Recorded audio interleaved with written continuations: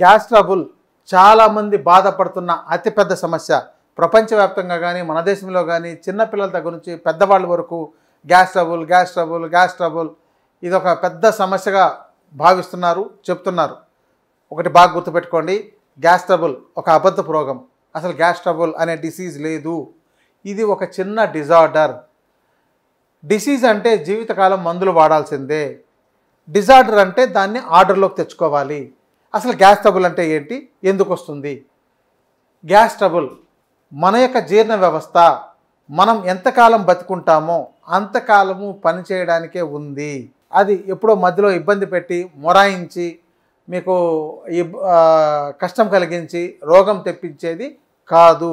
మీ జీర్ణ వ్యవస్థ బాగున్నంత వరకు ఎప్పుడూ జీవితంలో అసలు గ్యాస్ ట్రబుల్ అనే సమస్య ఉండదు. అయితే ఈ యొక్క జీర్ణ వ్యవస్థకు ఏం కావాలి, ఎలాంటి ఆహారం కావాలి, దాన్ని ఇవ్వడం ముఖ్యం.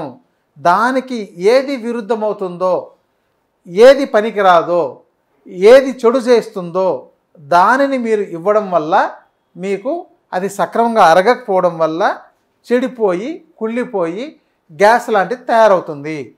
ఉదాహరణకు మీరు ఏదైనా ఆహార పదార్థాన్ని తయారు చేసి 2 రోజుల పాటు అట్లాగే మీ పాత్రలో ఉంచేయండి. 3వ రోజు మీరు మూత తీస్తే దుర్వాసన వస్తుంది. అంటే దాంతో అప్పటికి గ్యాసెస్ లాంటివి తయారయ్యి కుళ్ళిపోయి దాంతో మీథేన్ ఇలాంటివన్నీ డెవలప్ అయి ఉంటాయి. మీరు దానికి ఒక చిన్న ఒక సందు పెట్టి దాంతో వచ్చే గ్యాస్కు మీరు మంట వెలిగించారనుకోండి, వెలుగుతుంది కూడా. మనకు గోబర్ గ్యాస్ ఎలా తయారు చేస్తున్నారు? ఆవు పేడనని అంతా తీసుకెళ్ళి లోపలికి వేసిందను దాన్ని మురగబెట్టడం వల్ల దాని నుంచి రిలీజ్ అయ్యే గ్యాస్తో వంట చేసుకుంటుండే ఎన్నో కుటుంబాలు ఉన్నాయి. అంటే ఈ ఆవు పేడతో గోబర్ గ్యాస్ తయారు చేసుకోవడం. అలాగే మనం తీసుకునే ఆహార పదార్థం కూడా అదే వృక్షాల నుంచి వచ్చింది. ఒక గోబర్ గ్యాస్ అనేది, ఈ ఆవు పెంట అనేది కూడా వృక్షాల నుంచి వచ్చిన గడ్డి. మనం తీసుకున్న ఆహారం ఆ గడ్డిలో నుంచి వచ్చుండే పువ్వులు కావచ్చు, కాయలు కావచ్చు, పళ్ళు కావచ్చు, ఏవైనా కావచ్చు. ఇలాంటి పదార్థాలు మన పొట్టలోకి వెళ్ళిన తర్వాత ఎక్కువ సమయం జీర్ణం కాకుండా ఉండిపోతే కుళ్ళిపోతే తయారయ్యే సమస్య. ఇది బాగా గుర్తుపెట్టుకోండి. ఎందుకంటే గ్యాస్ ట్రబుల్ అని మందులు వేసుకోవడం ప్రారంభిస్తారు. అది ఎందుకు వచ్చింది, దాని మూల కారణం ఏంటి చూసుకోవాలి. ఆయుర్వేద శాస్త్రం మొత్తం చదివితే రోగాలు ఎందుకు వస్తాయి అనే దాన్ని ఒక కారణంగా మనం చూస్తే కేవలం ఆహార విధానము, జీవన విధానం ప్రధానమైనవి 2 కారణాలు చెప్తాయి. 3వది కర్మ, అంటే వాళ్ళది రకరకాల పద్ధతుల్లో తెచ్చుకోవచ్చు. కాబట్టి ఆహార విధానంలో ఏవి తీసుకోవాలి, ఏవి తీసుకోకూడదు, ఎలా తీసుకోవాలి అంటే మనకు సృష్టిలో ఉన్నవన్నీ మనం తీసుకోవడానికే ఉన్నాయి. కానీ దాన్ని తీసుకోవాల్సిన పద్ధతితోనే తీసుకోవాలి. అలా కాకుండా మనం ఎలా పడితే అలా తీసుకోలేము. ఇప్పుడు కొబ్బరికాయ తీసుకుంటే కొబ్బరికాయనంతా తినం, దాని లోపల పెరిగిన కొబ్బరిని మాత్రం తినగలుగుతాం, కొబ్బరి నీటిని తాగలుగుతాం. అలాగే ప్రతి పండులోనూ పొట్టు తీసేయాల్సి ఉంటాయి, గింజలు తీసేయాల్సి ఉంటాయి. కొన్ని గింజలు ఉపయోగపడతాయి, కొన్నిట్లో పొట్టు ఉపయోగపడుతుంది, కొన్నిట్లో గుజ్జు ఉపయోగపడుతుంది. అలాగే ధాన్యాలు తీసుకునేసరికి కొన్ని పొట్టు తీయాలి, కొన్ని పొట్టు తీయకూడదు. ఇలా రకరకాల పద్ధతులు ఉన్నాయి. కాబట్టి వీటిని మీ శరీరానికి ఇచ్చేటప్పుడు మీరు అంతకుముందు తీసుకున్న ఆహారం పూర్తిగా జీర్ణమైపోయిందా, అది విరేచనముల రూపంలో సక్రమంగా బయటకు వచ్చేసిందా, ఇది మీరు గమనించాలి. ఇక బేసిక్గా చిన్నప్పటి నుంచి తీసుకున్నట్లయితే రోజుకు మనం 1 నుంచి 2 సార్లు 3 సార్లు కూడా విరేచనానికి వెళ్ళాలి. చిన్నపిల్లలు పుట్టిన వెంటనే రోజు 4-5 సార్లు విరేచనానికి వెళ్తారు. వాళ్ళు పెద్దవాళ్ళ కొద్దీ రోజుకు 2-3 సార్లు వెళ్తారు. ఒక 15-20 ఏళ్ళు వచ్చేదాకా కూడా రోజుకు 2 సార్లు విరేచనానికి వెళ్తారు. ఇక 20 ఏళ్ళు దాటిపోయిన తర్వాత రోజుకు ఒకసారో ఎప్పుడైనా ఎవరైనా విరేచనానికి వెళ్ళే అవకాశం ఉంటుంది. కానీ అయినా కూడా ఎవరైనా సరే రోజుకు 2 సార్లు 3 సార్లు విరేచనానికి తప్పనిసరిగా వెళ్ళాలి. ఎప్పుడైతే మీరు విరేచనానికి సక్రమంగా వెళ్ళలేదో, లోపల ఆ యొక్క మల పదార్థం అయితే అలాగే ఉండిపోతుందో దాంతో మీకు గ్యాస్ తయారయ్యే అవకాశం ఉంటుంది. కాబట్టి గ్యాస్ ట్రబుల్ రావడానికి ప్రధానమైన కారణం మలబద్ధకం. మీకు రోజు మలబద్ధకం లేకుండా ఉండేటట్టు మీరు ఉదయం లేవగానే నీటిని బాగా తాగితే విరేచనం పూర్తిగా అయిపోతే, అంటే నిన్న తిన్న ఆహారం మొత్తము జీర్ణమైపోయి మొత్తం బయటికి వెళ్ళిపోవాలి. తర్వాత కొంత గ్యాప్ ఇవ్వాలి. తర్వాత మీరు తీసుకునే ఆహారం బాగా ఉడికుండాలి, బాగా నమలాలి, బాగా పిసకాలి. తినేటప్పుడు మధ్యలో నీళ్ళు తాగకుండా ఉండాలి.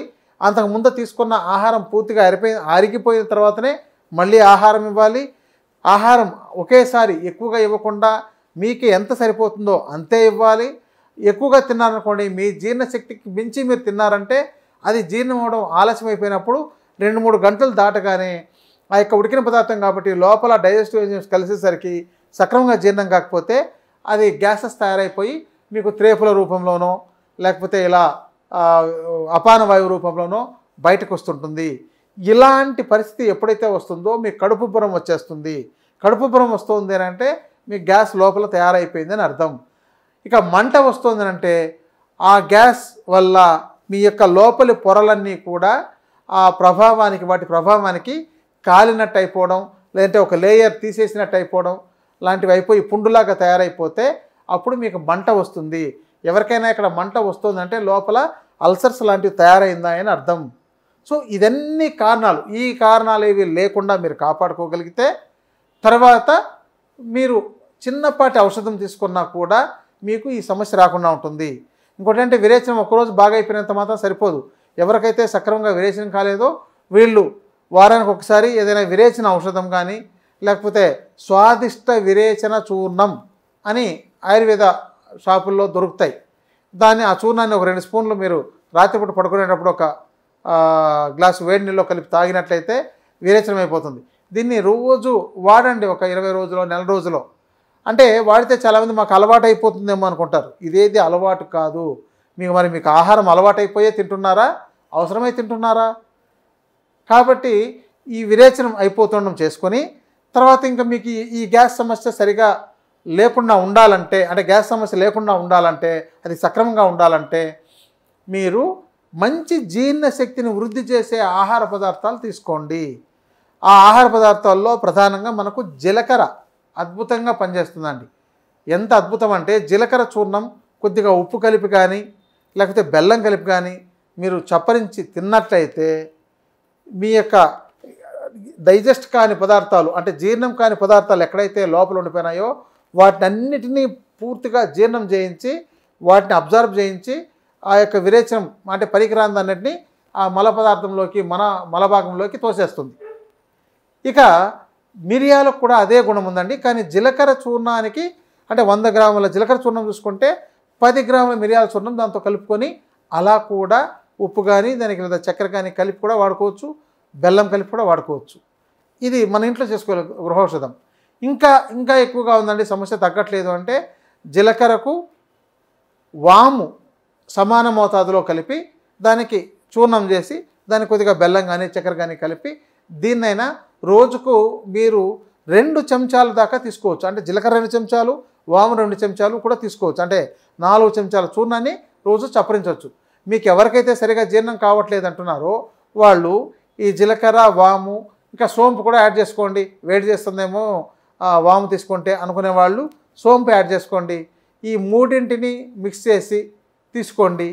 ఇంకా బాగా సరిగా జీర్ణం కావట్లేదు, ఇంకా కొంచెం బాగా జీర్ణం అయ్యేటట్టు కావాలని అంటే సొంటి చూర్ణం ఒక 50 గ్రాములు కలపండి. అంటే ఇవి ఒక్కొక్కటి 100 గ్రాములు, సొంటి చూర్ణం ఒక 50 గ్రాములు, అంటే ఇవన్నీ కలిపి 350 గ్రాములు అయినాయి. దానికి మిరియాల చూర్ణం ఒక 25 గ్రాములు కలపండి. కలిపి దానికి సమానంగా చక్కెర పౌడర్ను కలుపుకోండి. కలిపి మొత్తం మిక్స్ చేసి ఒక డబ్బాలో పెట్టుకొని రోజుకు 3-4 చెంచాలు చప్పరిస్తేనండి మీ నెల రోజుల్లో మీ గ్యాస్ ట్రబుల్ మొటమాయం. అంత అద్భుతంగా పనిచేస్తుంది. దీనికి రోజు ప్యాంటాప్లని, ర్యాంటాక్లని, ఓమిప్రజోలని, డోపిప్రజోలని రకరకాల మందులు వేస్తుండే వాళ్ళు ఉన్నారు. సో దానివల్ల డబ్బు వృధా, మరికొన్ని సైడ్ ఎఫెక్ట్స్ ఇవేవి లేకుండా మన ఇంట్లో ఉండే వాటితోనే గ్యాస్ ట్రబుల్ అనే దాన్ని అసలు రాకుండా కాపాడుకోవచ్చండి. ఇది ఒక మంచి ఆరోగ్య సూత్రం. ఇంతకంటే దీనిపైన ఇంకేదైనా మీకు ఇన్ఫర్మేషన్ కావాలనుకుంటే మీరు కామెంట్ రూపంలో తెలియజేయండి, లేదంటే కింద ఇచ్చిన నంబర్లో మీరు సంప్రదించినట్లయితే మీకు మరిన్ని పరిష్కారాలు తెలియజేయగలుగుతాం. నమస్తే.